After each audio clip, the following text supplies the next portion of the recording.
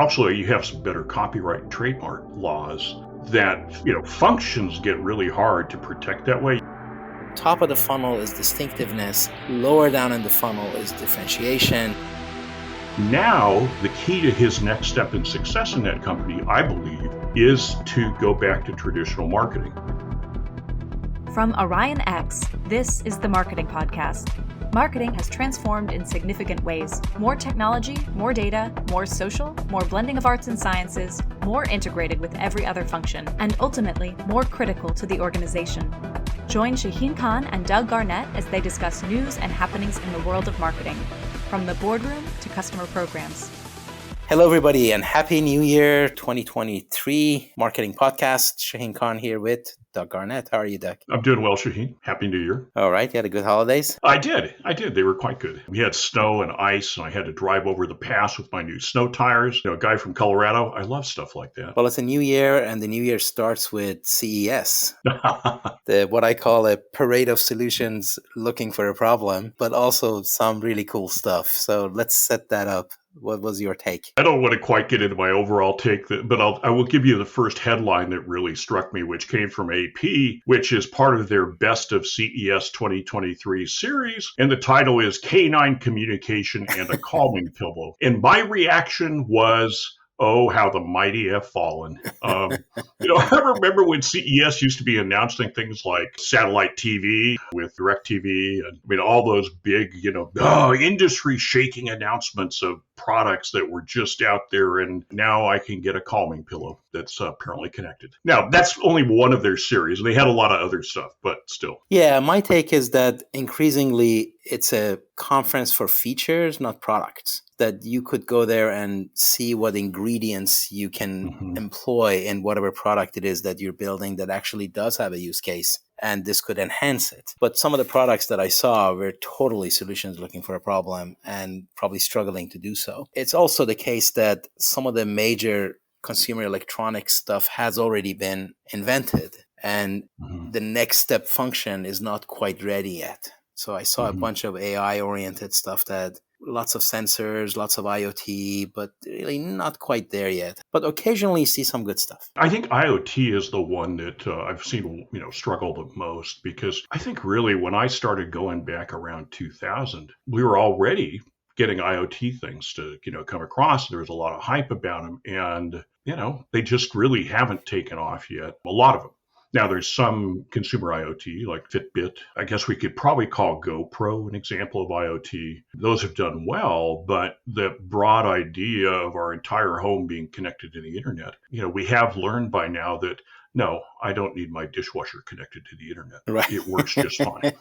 Yeah, and that's the kind of step function that I'm expecting will happen at some point. There will come a time when it might make sense to do all of that. Yeah, but I think a little bit of what we're seeing is that it has been endemic in the tech business to overpromise the future today. And I've seen that time after time. I worked for an ad agency at one point that made videos for HP printers, to these futuristic videos. And I used to just hate them because they had all the worst sci-fi elements in them. And yet we're so far from actually being something that anybody could get or even might care about, because there's this tendency to project, if we could only do this, then that would solve all the world's problems. And, once we can do this thing they're projecting, it turns out it doesn't solve all the world's problems. And then we get a realistic view of it instead of what we got in the sci-fi. So I'm thinking that we need a 2x2 here, because now I have my industry analyst hat on, and 2x2s are mandatory. Yeah.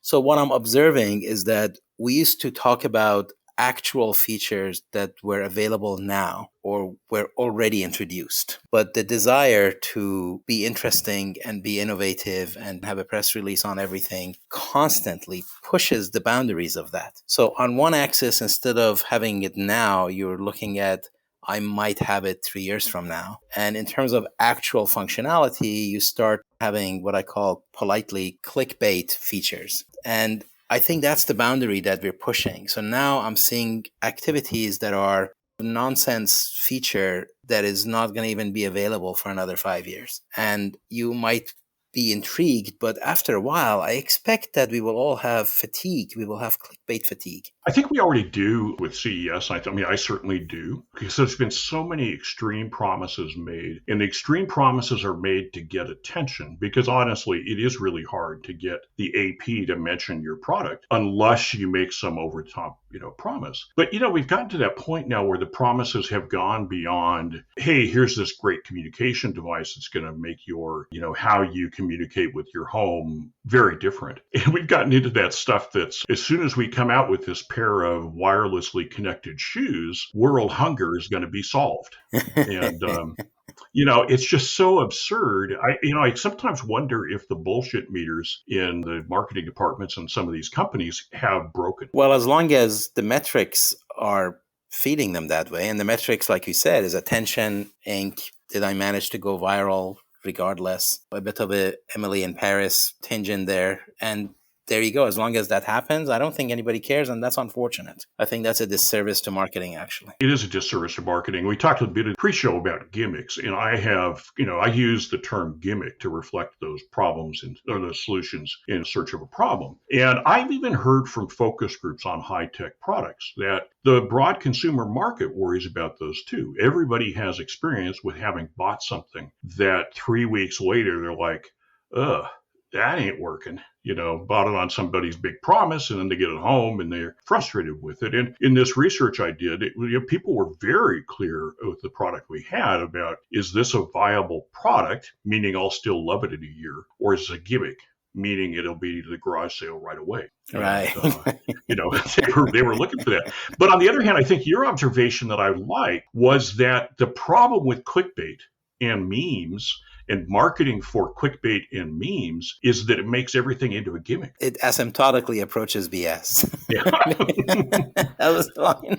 I think we're pretty close on that asymptotically approaching BS. I think it is. Difference is really small at this point from BS. But I think that is what happens. And I think, that's the one, it is the PR world around CES that's the most frustrating, because that's all I feel like we end up hearing about are, these life-changing BS things that I think most ordinary people in the U.S. are like yawning. Yeah. And they'd much rather know what's going to happen on next season's episode of White Lotus than what comes out of CES. Now, this year was also the first big year in person. And I'm sure it really helped him, I guess. Just to take this slightly further about this, what we see at CES, though, is not unique to CES only. I think, in fact, we see other places that have this problem as well. It's, in tech, I was thinking it reminds me of Elon Musk's challenge with Tesla right now, which is Elon Musk made tremendous headway for Tesla using his fame. Right? Absolutely. He could make these onstage pitches, everything would get covered, so forth and so on. But at some point, you no longer have something to say that's going to get that coverage. And for example, I think Tesla should be out there pitching hard for their charging stations, because they've spent a lot of money building an excellent network of charging stations, and nobody knows about it. I mean, that's what I hear from people. They don't even know that they're out there. And yet, him on stage is not going to get that across. At the same time, Musk has made this big deal about how, well, we're not going to advertise. Well, guess what? Now, the key to his next step in success in that company, I believe, is to go back to traditional marketing. Advertise the charging stations. It's the only way you're going to get that message through in a way that makes sense and that builds your business.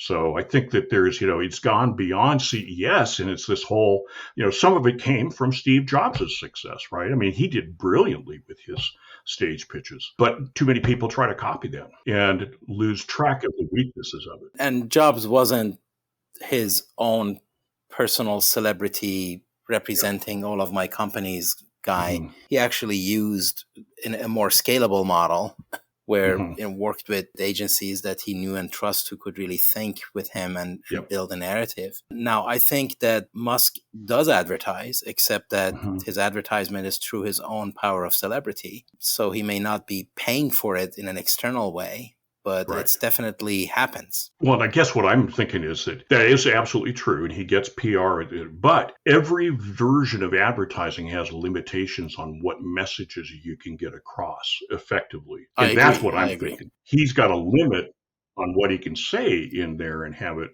communicate out, get broadcast. As superb as he is in Mm-hmm. kicking that can further and further, and he does brilliantly, Yep. definitely a superpower to stay in the news on a daily basis for one reason or another, right? And I think he's among a small class of people who have cracked the code on staying in the news regardless. Yep. But Mm-hmm. also, referencing our previous commentary, if you have to be in the news every day, you're going to run out of content at some point, and you are going to asymptotically approach undesirable type of content. Yeah, nothing to say. Well, and that's what, you and I both conjectured off screen that maybe it could be related to why he's over at Twitter now, is all of a sudden he's got everybody's attention again, which I can see. I'm not sure it's going well for him, but he's got everybody's attention. I actually think like the jury's out on that, but definitely I don't see the amount of clickbait dropping. I think that actually that's the trick. The trick is to turn it into a place where there's a lot of engagement. Mm-hmm. And again, power of celebrity can bring some of that to you, as does clickbaity content. But we'll see. Yeah. In my mind, that's unsustainable. But then also a lot of people really don't care about sustainability. They just care about here and now. And as long as they can, do one more quarter, maybe that's all that matters. Going back to Steve Jobs, the really fascinating thing with Steve Jobs is he would do his pitch, and the next day their ad campaigns would drop. So he had no misconceptions about how far his personal celebrity would take the company. He knew that there was real value in advertising. So they were both. Extremely well coordinated. Absolutely. So a little bit closer afield, yes, in our marketing discussions, there was a conversation about advertising and the role of in-house versus agency. Okay, well, first I'll set it up with merging out of CES. The one thing I've found at CES is we were pitching them, and what they really wanted us to do is make their CES video for their booth, make this video about this thing. And of course, I went in saying, okay, well, how do we make this compelling, effective, persuasive, and all this? And what I eventually figured out is, no, they just wanted wallpaper for the booth. And so I coined a term, which is video wallpaper, and it's not meaningless, but that's what it is. It's just wallpaper to fill the booth and make people feel like, oh, there's something going on here. It's pretty good. And you don't worry about actually saying anything or putting anything substantive into it. So with that transition, we have a blog post from Dave Trott it's actually from 2017, but he brought it out,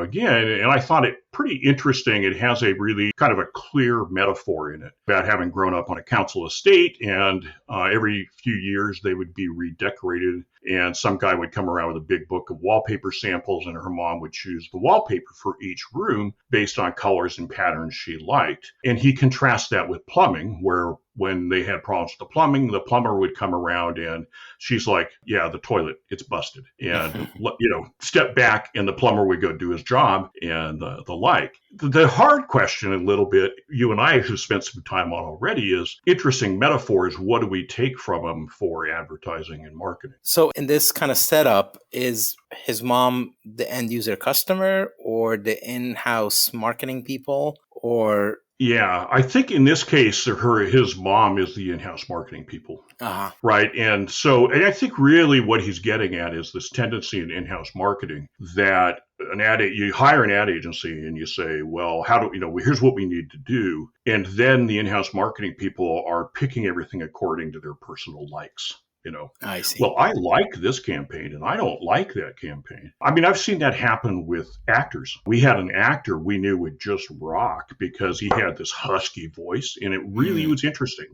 Those voice things matter a lot. Absolutely. People pay attention to you. And the client was really uncomfortable. I don't know. His voice is husky. No, that's the whole point. That's really good. He had everything we needed, and he had this husky voice. And in fact, it was a brilliant job for him later, because he did, episodes of these national series.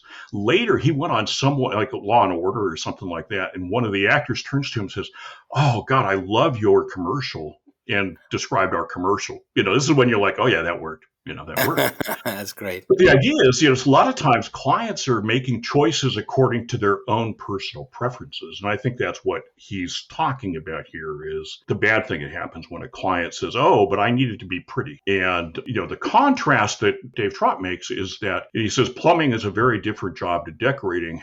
Decorating had one function, which is the tenant had to like it. Plumbing has a different function. It has to work. And he suggests in a sense that, advertising has a function. It has to work.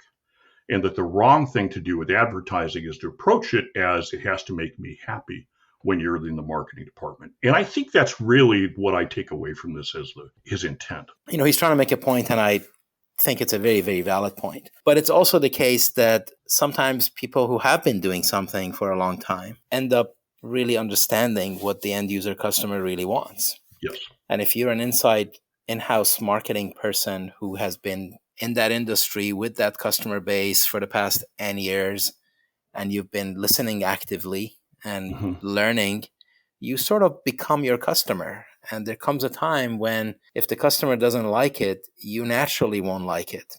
So it's not really your personal taste per se, but your understanding of what the market wants that is driving your taste. And that might be okay.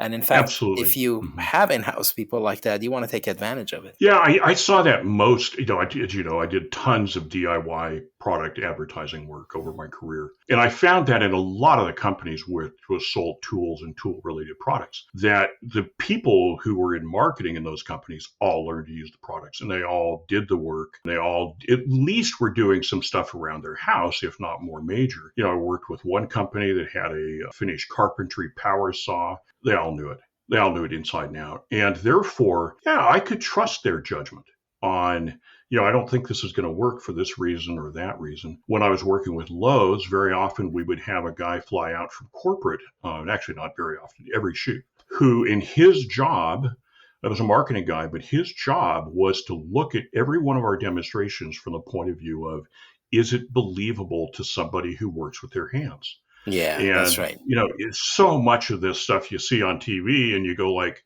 that person's never held a hammer. And you have to care about that in your advertising. I mean, my own beef, which is that I fly fish. And I cannot stand the bad fly fishing I see, people doing it all wrong, because the film crew said, oh yeah, go stand in that stream and wave a pole, which is one of the jokes about fly fishing, standing in the water and waving a rod. But, clearly not fishing. Because when you fish, you look like you're fishing, and I can tell. So I think that, ad agencies have to be careful because we get disconnected from, the actual use of the product. And we have to honor that the people who use a product give a shit about that stuff. They'll notice when the line is not moving the way it would on that fly rod, or when a guy is welding badly, or, faking that stuff. But the other thing that this conversation led me to bring up again is what is becoming another perennial topic, and that's differentiation versus distinctiveness. We need a special tone. Bing, bing, differentiation versus distinctiveness. That's right. Sound effects for us. Well, and you ran into it this time with an interesting example, right? And somebody suggested that they both have their value. And that this one was a suggestion of, I think that differentiation is worth more than distinctiveness, but that distinctiveness is easier to achieve. And I don't quite agree with that. But I do think I'm coming around to their thing as a mix. Now, do we need to briefly back up and define each? I actually think that's part of the problem, is that I don't know if there is a accepted, well-articulated definition of them. And maybe there is, and I haven't seen it. I don't know if there is. And actually, I'm becoming more and more disconnected from firm definitions because so much of what we deal with in marketing has ambiguity about it. And the more we try to define it specifically, the less value it has. So I tend to look at the two in kind of these broad strokes of distinctiveness is that stuff by which people recognize your product. They get used to the visual language you use to represent it. They get used to all those things that make, for example, in a store, you walk into the chip section and you look up and you see Doritos and you recognize them because of the package. And that's distinctiveness right there. But there are other ways that distinctiveness affects things. Differentiation, for me, I've always pulled directly out of the book Positioning, that it's about where your product resides in the customer's mind. Mm-hmm. And the process of differentiation is one of helping make that stronger, but it's kind of a negotiation between the brand and the customer, because you have to start with where will my product be allowed to reside in their mind. And a lot of companies don't do that. A lot of companies, I think, start off with the idea that differentiation is, I'm going to pick different things about my product, and that's going to win me the day. That's not so, lovely. And you had a point about that, about, when you say I'm fastest. Well, exactly. So I'm kind of thinking that we have a Maslow hierarchy of marketing attributes. Mm-hmm. And you have to decide which way is up. But I think distinctiveness and immediate standing out because of packaging or visual language or physical attributes. So to me, those are immediate and obvious on sight. Mm-hmm. There's no debate. I have a red package, you have a yellow package, and it's obvious. This is really why the previous discussion was a good segue for me, is because decoration versus functionality, wallpaper versus plumbing. If it's wallpaper and it looks beautiful, slam dunk, it's beautiful, done. And also it's harder for your competition to copy that, right? I mean, they can, but it's harder because you already occupy that space. Well, also you have some better copyright and trademark laws, right, that, functions get really hard to protect that way. Yeah, you have some patentable function things, but, God. I think that's an excellent point. So exactly, this is the point I was kind of, and I think you said it really well, is that when it comes to that kind of differentiation, then it requires evidence to prove it. And because evidence to prove something takes so long, it needs latitude to do it. It also becomes a matter of claims and my word against theirs. And it kind of gets pushed down in the funnel. That top of the funnel is distinctiveness. Lower down in the funnel is differentiation, if you get to that point. Now, to the credit of the folks who came up with distinctive versus differentiation, I believe they did say that distinctiveness is easier to protect. That once you have it, you kind of can protect it and it's harder to copy. Whereas the functionality, even if people may not have it, they can claim to have it, they will have it in 6 months. It becomes a little bit of a gray area. So I generally see distinctiveness as top of the funnel, immediately obvious. And because it is immediately obvious, it also has more bearing to the identity of the buyer. And therefore, it's more appealing to B2C rather than B2B. Whereas differentiation, because it's functionality and because the sales cycle can be longer, it's a little bit more of a B2B, not exclusively, but a little bit more, and it's lower down in the funnel. So that's how I see it. I agree with all that in general. I think part of the challenge here is that, if somebody said, which is more important, distinctiveness or differentiation, my answer is yes. Yeah, absolutely. Because you really can't fully dispense with either. And every situation of sales channel, point of sale, website use, all that stuff is going to require different types of distinctiveness or limit what kind of differentiation you might be able to help get across. And I think, so I think it's actually I think the really good thing is to add distinction in. It's a very, very important truth that was being ignored as all these consultants ran around saying, oh no, it's all about differentiation. And we owe Ehrenberg Bass a tremendous debt for having brought it to our attention. Wait a minute, this distinctive stuff is really important. And that's a really big thing. On the other hand, you can build differentiation and good differentiated advantages and where you go. What I tend to look at it as is, I think differentiation has to be a whole result, right? That there's this idea that when you bring a bunch of parts together, they sometimes become a whole that's far more than just those parts. So when you bring those parts together, you get this whole, and that people get a vision of what that is for them. What does that mean for me? What does this product mean for me? So that a car may not be a car. It might be their wheels for the mountain adventure or, whatever that is. And I don't need to exaggerate that and get it into puffery and all that kind of weird place you can go. I mean, seriously, if you want to go skiing, hiking, fishing, camping, you ought to have 4-wheel drive. And you need a car that's rugged enough for that. But you want it to be, you have all sorts of things. And when you get a whole car, right now I have an Explorer and I love the way it fits for all of us. And don't ask me to call out specific features. I can't exactly say that other than the whole thing works for me and it works really well. So I think differentiation has a little bit of that problem.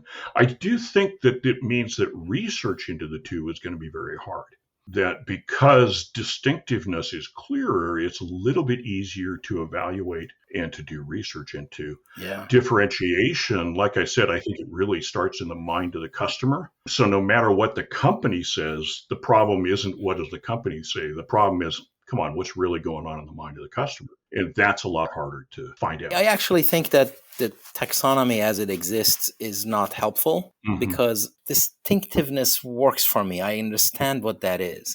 But differentiation applies to everything. Yeah. Distinctiveness is itself a differentiator in my mind. So I think that I would have been much happier if we talked about function, form, cosmetics, and those are the 3 or 4 that I have on my brewing Maslow triangle of my marketing attributes. Because I think, if you can assume functionality is there, then you can think about form. And if you can assume form is there, then you can talk about cosmetics and, visual look and feel. And maybe there are like more steps in the middle. But you can grow your way into things that are less a question of a function of the product and more the way you experience it. I would have liked the taxonomy to be defined that way. And then the whole thing could be differentiation. Not sure if that's possible at this point, but I don't know if it's possible either, but I really agree with the sense that there was an advance in the late aughts, like 2008, 2007, where Milwaukee Tool came out with lithium-ion batteries. There's all kinds of advantages for lithium-ion, but there were 2 fundamental advantages, and they didn't know how to choose between them. One is that you could get the same power in a lighter weight battery. Or the other is you could get more power in a battery the same weight. And then there were a bunch of advantages, such as you didn't have to always running it out before you recharged it and so forth and so on. But the thing that they blew in a lot of ways is they came out with the battery, didn't get clear about what its function was, and then made it look just like all their other batteries. So there wasn't anything that made their new thing distinctive. And in that sense, maybe distinction and differentiation go together. Your differences need to have something representing them because so much of what is an advantage for products these days is hidden. God, in your world of computers, right? I've done a few things since dealing with tools where I go back and try to work with computers. And I'm like, oh, Lordy, the exciting thing here is that the CPU processes this bit in a different way. Whoopity-doo, I can't visualize that. I can't, or what is it Apple's new M chips do? They dispensed with the local cache so that they took a whole step out of that, which I have enough understanding to say, oh, that's pretty cool, pretty interesting. But for everybody else I've talked with about it, you can see it just goes right past them. And how do you talk about that kind of hidden stuff, this magic behind it? It's a struggle. But when you have a battery, you could really make it different in some way. And right. There, use distinction in its design to help strengthen your differentiation. And those two could have gone together, and nobody did. And it took years, and now pretty much all the tool batteries are lithium ion. But through it, customers never comprehended what the real advantage is. But back to something we were talking before the show, and we might want to end with this new thread, was the beer commercial of taste great, less filling. And it reminds me that was some brilliant branding and brilliant having the cake and eat it too and covering all of that. So that, that's probably an opportunity missed for Milwaukee to do it like that. And in fact, it was a mix of differentiation and distinction. They had a different beer and they figured out how to talk about having a different beer with a tagline that was just, everybody got it. I was telling you about the later commercial in that run of commercials where Rodney Dangerfield with some babe on his arm walks by the bar and the doors open and they're yelling inside the bar, tastes great, less filling, tastes great. He goes like, hey, babe, this is my kind of place. And, with all of his misogyny, but still, it was funny because it was so clear what the whole thing was about. That was brilliant distinction that they got out of that execution, out of that tagline. all of those things. And it was based on something different about their beer. Right. Excellent. So on that note, we can conclude this episode. 20 seconds. So thank you everybody for listening. Really appreciate this. Please do what marketing people do. Share, comment, etc. Thank you, Doug. Thank you, Shahin. All right. Take care, everybody. That's it for this episode of the Marketing Podcast. Every episode is posted on orionx.net and shared on social media. Use the comments section or tweet us with any questions or to propose topics. If you like the show, rate and review it on Apple Podcasts or wherever you listen. The Marketing Podcast is a production of Orion X. Thank you for listening.